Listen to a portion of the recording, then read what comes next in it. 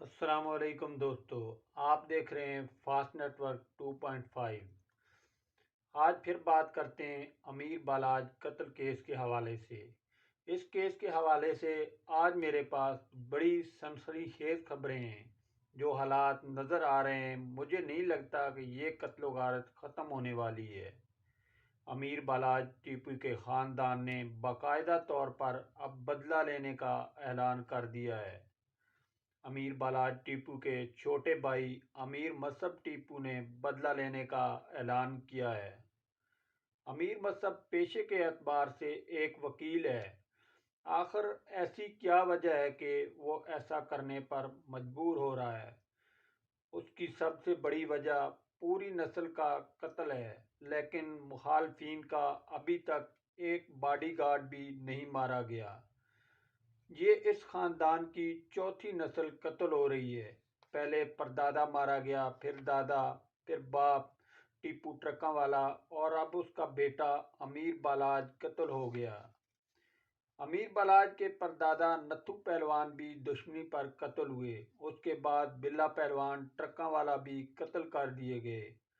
اسی طرح امیر بالاج مرحوم کے والد ٹیپو ٹرکاں والا کو بھی قتل کیا گیا، اور حال ہی میں امیر بالاج ٹرکاں والا بھی قتل کر دیا گیا۔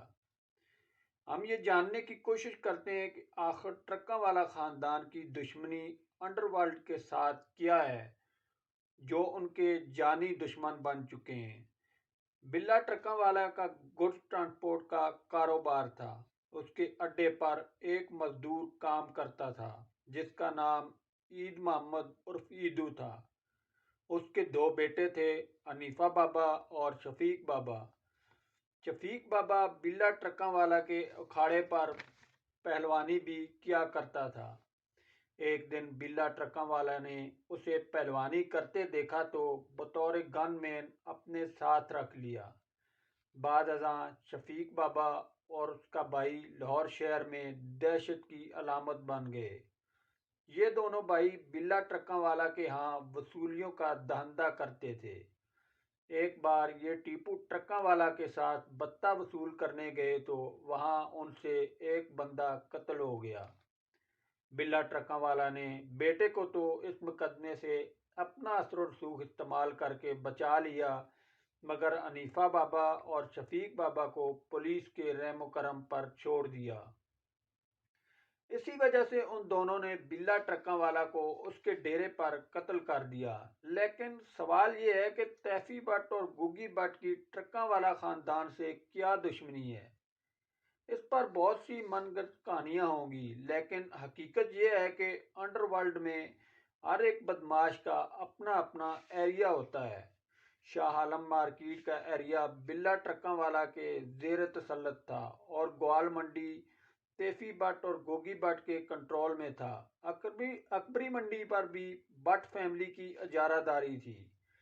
ان سب کا بڑا دھندا زمینوں پر قبضہ کرنا یا چھڑوانا ہوا کرتا تھا۔ ان کی مرضی کے بغیر نہ کوئی زمین خرید سکتا تھا اور نہ بیچ سکتا تھا۔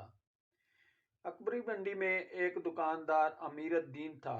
تیفی بٹ اس کی دکان پر قبضہ کرنے کی کوشش کی، جو بلا ٹرکاں والے نے ناکام بنا دی۔ بس یہیں سے ان دونوں کی دشمنی کا آغاز ہو گیا۔ بلا ٹرکاں والا نے اپنی راجدھانی سے نکل کر تیفی بٹ کی راجدھانی میں مداخلت کی تھی۔ تیفی بٹ نے اس کے بعد یہ طے کر لیا کہ اب اکبری منڈی سے نکل کر پورے شہر پر راج کرنا ہے۔ بولا سنیارا، حنیف بابا، شفیق بابا، ہمایوں گجر اور سبھی اشتہاریوں کو تیفی بٹ نے اپنے پاس جمع کرنا شروع کر دیا۔ تیفی بٹ کا طریقہ واردات یہ رہا ہے کہ دشمن کے دشمن کو اپنا دوست بنا کر اپنا کام نکالنا۔ مثال کے طور پر حنیف بابا کا بلا ٹرکاں والے سے ویر تھا، اس نے فائدہ اٹھا کر اسے مروا دیا۔ خرم اعجاز بٹ کو بھی یہ رنجش تھی کہ اس کے بھائی کو ٹیپو ٹرکاں والے نے قتل کیا ہے۔ اعجاز بٹ کے ہاتھوں ٹیپو ٹرکاں والے کو مروا دیا۔ اب جس شوٹر نے امیر بالاج کو قتل کیا ہے اسے تیفی بٹ نے 20 سال سے اپنے پاس رکھا ہوا تھا۔ اس کا مطلب تیفی بٹ اور گگی بٹ بہت لمبی پلاننگ کرتے ہیں اور پلان ایسا بناتے ہیں کہ قانون کی گرفت سے بھی بچ جاتے ہیں۔